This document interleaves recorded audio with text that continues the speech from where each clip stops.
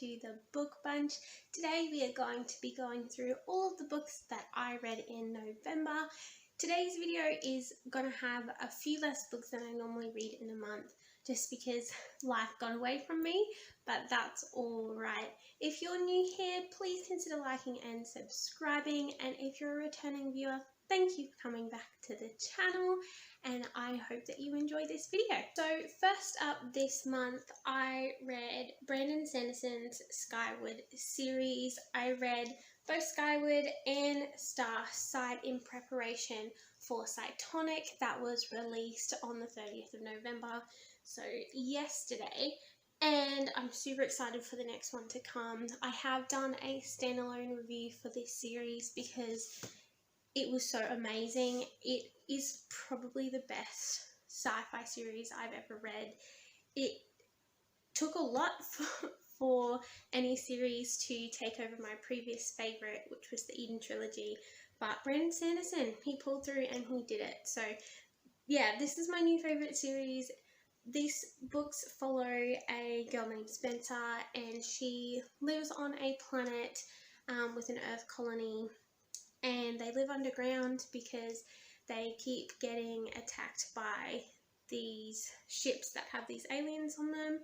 And basically it is a story about their stance against these attackers and basically their ultimate goal of fleeing the planet and getting back to being a spacefaring civilization, because they've been grounded for the last 80 years and they want to go find where they came from, as well as just, yeah, exploring the stars again. So it was a really good series. If you want to know more about it, definitely check out my independent video. But that was the Skyward series for this month. I then read Annihilation by Jeff Vandermeer. This was a really good book. I wasn't expecting it to be how it was when I first read it. I had never heard of this book really before, except for one other booktuber mentioned it in a video briefly, but I didn't actually really know the backstory of it at all. I immediately preceded this book with the movie, and they are like unbelievably different. I couldn't even, like, it didn't even feel like I was watching what I just read about. It was completely different. So if you watch the movie, do not take that as any indication of the book, because they were completely different. Not even the same thing at all. I would definitely say that the book was better. The book was much scarier and like played with your mind a lot more, so I would definitely recommend the book. Basically, this follows a group of women who are basically dropped off into this zone where there's like weird stuff going on. You don't really know what's going on, but you know that multiple teams have come into this zone to try and basically discover more about it, to work out how to get rid of it, because it's slowly taking over the world, like year by year, at an incredibly slow rate, but it's still happening. So they're basically trying to find out what's caused it, where it came from, why it's there, and then how to get rid of it, essentially. And it follows this team of people. It's mostly following the perspective of one lady who has joined the group after her husband was in a previous team, and he basically went missing for a few years. He then randomly showed up at their house. No one knows how he got there, even like the people who monitor the zone. They don't know how he got out of the zone or how he survived. But basically, he shows up at their house. He ends up getting whisked away by the military, and he ends up dying of like all these crazy cancers and things like that relatively suddenly. And so she basically decides that she's going to go see what he was so passionate about and why he wanted to join this expedition so badly. And so she kind of follows in his footsteps and then discovers all of these things. She even finds a journal that he was writing while he was in there, because each member of each team is instructed to keep a journal of what's going on, and she ends up finding his journal. And yeah, there's so much going on in this book. It's quite scary, very like thrillery and suspenseful, because there's like these weird alien-like creatures. I don't know if they're meant to actually be aliens or what they're really meant to be. I'm assuming they're meant to be aliens because they're not of this world, obviously, but I don't know if it's meant to be like aliens or like fantasy. It's kind of hard to tell, but yeah, because there's like mutations and science and all of this stuff, so it's really weird, really good, definitely recommend it. Was a relatively short read, like this one only was 195 pages, so you can get it done in a day if you're a relatively quick reader. If you're not, you could easily finish it within a week. But yeah, really good book. Don't recommend the movie, but definitely recommend the book. And I foolishly decided to read the Mistborn series. These books look small, but each of them has over 700 pages, so they're actually humongous. Somehow the way that they are bound makes them look much smaller than they are, but they were a mammoth to read.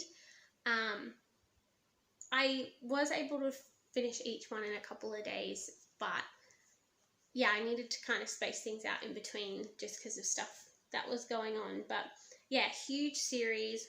I really liked the first two books. Wasn't a huge fan of the third book. Not like it wasn't a bad book, it was still good. I still recommend reading it, but like compared to the first two, it lay a little bit flat for me. I ended up reading these first two books like in 3 or 4 days in total. Like I blitzed through both of them because I was like, yes, I need to know more, I need to read more, I need to know more. And then when I hit this third book, I started reading it expecting it to kind of be the same, and this book I ended up like dawdling and spacing it out over like a week and a half because I just didn't feel like picking it up as much. But I'm glad that I finished it because like it does resolve the whole story. Like I feel like if you get to the end of the first or the second book, you might not feel like it's resolved very well because it's not really meant to. It's a trilogy. So the third one does wrap it up nicely, but be prepared for some emotions because like this first book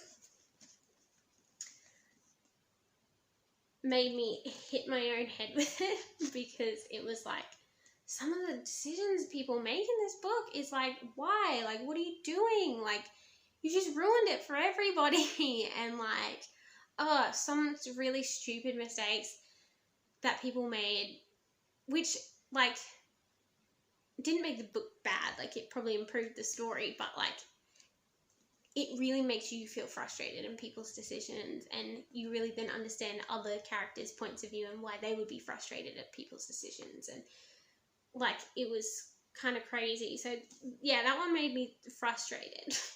This one was a big mixture of happy, sad, devastation, just so much. And then this one, like, if you are someone who is attached, like gets attached to characters easily, don't read this series. Don't read it. Because Brandon Sanderson is cruel. Like, he does not care to kill off whoever. Like, it was insane. But really good series overall. Basically, this follows a girl named Vin, and she grows up in like the streets. She is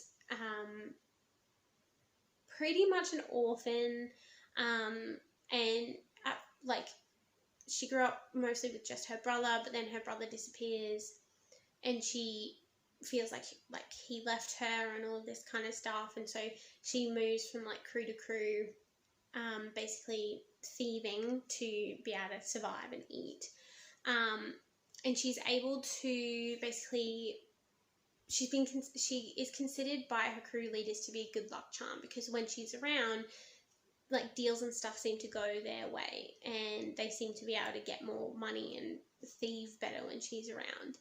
And basically in the first book, this guy shows up out of the blue. His name is Kelsia, and he basically whisks her away and is like, no, you are made for more than this.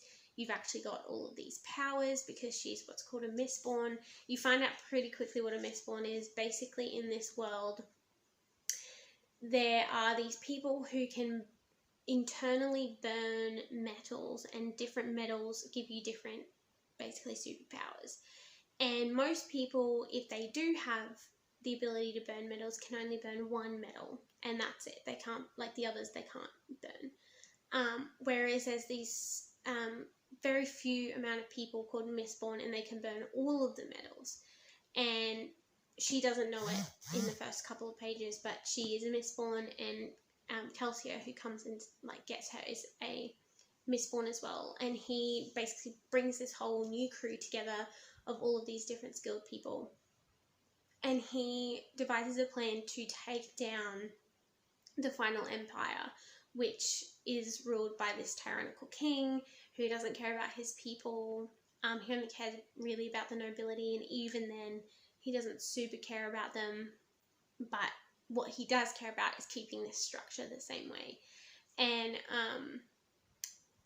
yeah, he's got these like evil people called Inquisitors who are imbued with these metal burning powers and things like that, to basically hunt down Mistborn and Mistings, which are the people that can only burn one metal, to like kill them or interrogate them or take them or whatever.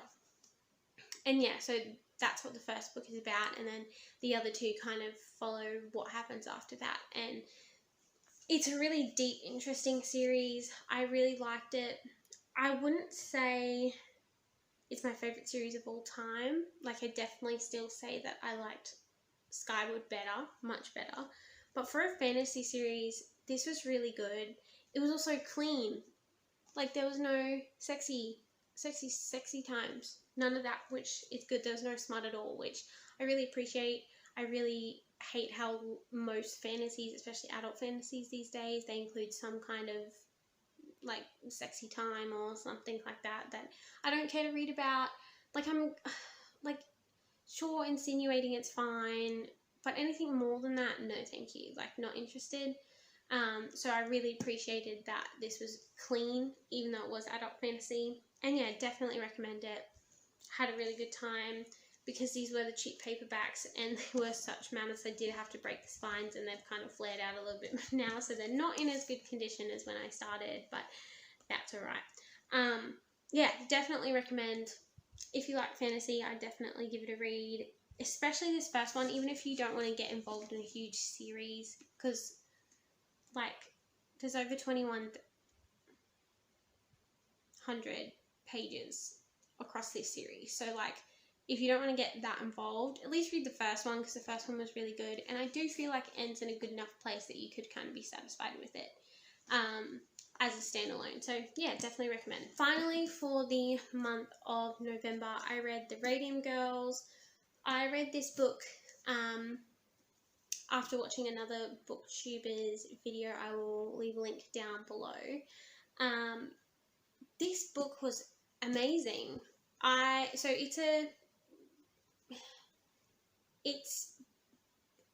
don't know if you'd really call it fiction, but it's basically a retelling or a reorganization of the true story of the Radium Girls, who were the girls back in mostly the 1920s, who would paint the radium onto watches and various military things and clocks and different things like that. So they were basically exposed to high levels of radium because they consumed it, because their method was, and that what they were taught by their companies is you dip it in the radium, and then you lick it to get the fine tip that you need to paint this radium paint onto different things. So they were slowly consuming it, and all this they were just breathing in radium dust all day, every day, and like, it was basically about how literally ate them from the inside out, and how the companies back then did not care, like, at all. Like, they didn't care about these women. They didn't want to pay them compensation. They straight up lied to them about, like, the fact that this stuff was poisonous. There was all these court battles that they had to go through, and all these legislation changes that had to happen in order for any of them to get any kind of compensation or justice for what had happened. And, like, basically it talks about how these women and what they went through, how that changed society today, like, because it had to introduce all these different laws. Like, it brought in all these new laws about occupational hazards, about safety procedures, about just radiation in general, about how, like, how employers are responsible for the damages that they cause to their employees, and how that shouldn't necessarily have a time limit. Like, if you're being poisoned now but you don't see the effects until years later, you should still be compensated for that because of when the poisoning took effect and all of that kind of stuff. And, like, there's a whole bit at the end where it talks about, all these different organizations and stuff that were kind of formed out of this horrible situation, and how, like, we basically wouldn't have workers' compensation and workplace health and safety and all of that nowadays if it wasn't for this, and how so many more people would have had radiation poisoning or other radioactive, like, poisonings if these women hadn't gone what they had been through, because a lot of them donated themselves to science either after they died or even while they were still alive to be tested on. It was crazy. Like, I didn't know anything about this before I heard about this book from the other booktuber, and her name's Alex Dunn, and, like, she was basically saying how she read this book, and I'd never heard about this, and I'm so glad that I read this. I'm so glad that this was brought to my attention, because, like, these are the kind of things that kids should be reading about in school. Like, these are the kind of things that history classes should cover. Like, the injustice that they went through and all of that is, like, crazy. And, like, it is kind of eerie what happened to them. Like, they were so radioactive, they literally glowed in the dark. Like, they're, like, especially when they got really sick, like, you turn the light off at night and you could see their bones through their skin because they were glowing. Like, that's crazy. And, like, it goes into detail about, like, the afflictions that they had and how they died, and it's horrifying that people had to go through that simply because greedy, evil companies and evil people that ran those companies just didn't care. And it does kind of put into light, I guess, even nowadays, like, you might think your boss is bad, but are they bad enough to like, to this extent where they're literally poisoning you and lying to you? And it was just, like, it was horrible to read about, but necessary, I feel like. And I feel like Kate Moore does such a good job at capturing every part that's necessary to tell the story accurately.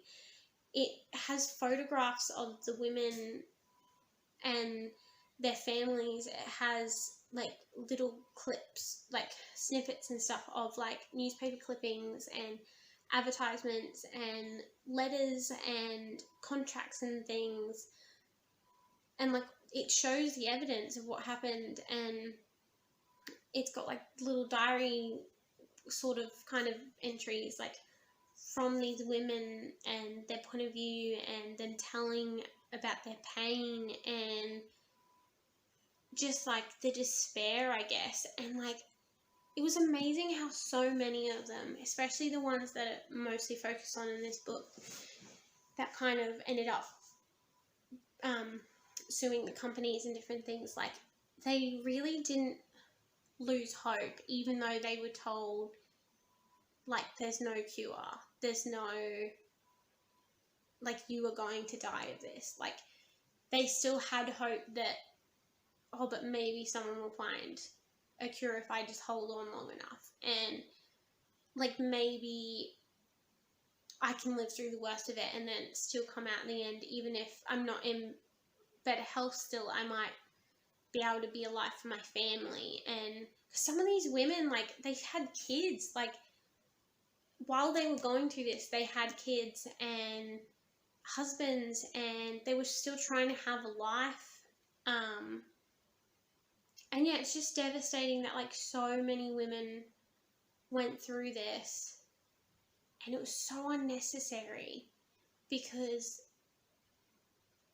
like, the people knew that it was bad, but they were lying to these women. Like, yeah, it shook me in a very real way, and I'm very thankful for it. I'm very thankful that I know about these women.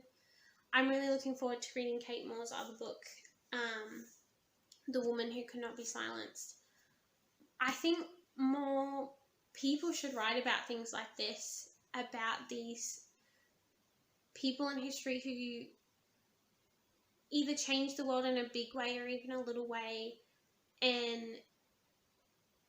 like, they fought, or they, I don't know, there was a miscarriage of justice or something. Like, I feel like this is the things that we as society need more of, so that we can be better, if that makes sense. Like, there's the same age-old adage that, like, if you don't know history, if you don't pay attention to history, if you don't learn from history, you'll repeat it. And I think that's so important, because, yeah, maybe we're not going to have the same issue with, like, radiation or that kind of thing, but it might be a different workplace health and safety situation, or it might just be a different, like, miscarriage of justice, or there's a gap in the law somewhere that needs to be filled, and, like, we can learn things from this, and that, especially that people shouldn't have to suffer for profit. Like, that's always been something that I really believe in, and it really upsets me when I see brands or companies, or even just a rotten boss in a company who they don't really value the people. They don't. That's at the bottom of their list, or maybe not even on their list at all. And so many other things come before their employees, and that's something that really upsets me, and I'm continually shocked that it's so common. Like, it shouldn't be. These are people. And yeah, I really appreciate how, I guess in the end, the government made these companies kind of, I know they couldn't fix it, but they were held accountable. Even though they weren't necessarily held accountable at the level they should have been, there was a change that was made because of it. Other companies weren't allowed to do this after that. And, like, it even says at the end, like, all of this occurred just before World War II hit. And if it wasn't for these women and these lawsuits and all of this stuff that these women had to go through, there would have been thousands more people in their situation, because when World War II hit, they wouldn't have known that they needed, or they wouldn't have cared about the safety precautions, whereas because of these women, they were forced to care about the safety precautions. They were forced to protect people from this. And yeah, I don't know. I thought it was great. I gave it a 5 out of 5 stars. I really recommend you read it. I really recommend that you pay, like, because I don't super read non-fiction, but I do believe that there should be more of this, and I want to read more books like this. The untold stories, the unsung heroes, or even just the ones that people have forgotten about. Like, this made the news back then, so people knew about it, like, after the fact, because when they won the case, it was everywhere. But like now, unless you know to look for it, you don't know about these women. You don't know about these people. And yeah, so I think there should be more of this. I think more schools and more, I don't know, there should be more education about this, because yeah, it was really inspiring, and it changed my life. I think it changed how, I don't know, my respect for people who have come before me is much higher, I think, and what people have had to go through to get the laws and the protections that are in place for me now. Yeah, really appreciate this book. Okay, that's all that I read this November. I hope that you guys liked this video and that you liked some of these books. Let me know in the comments below if there's any that you're going to read, if there's any that stood out to you. And yeah, I'd love to hear all of your thoughts. Yeah, don't forget to like and subscribe, and I'll see you in the next video. Bye!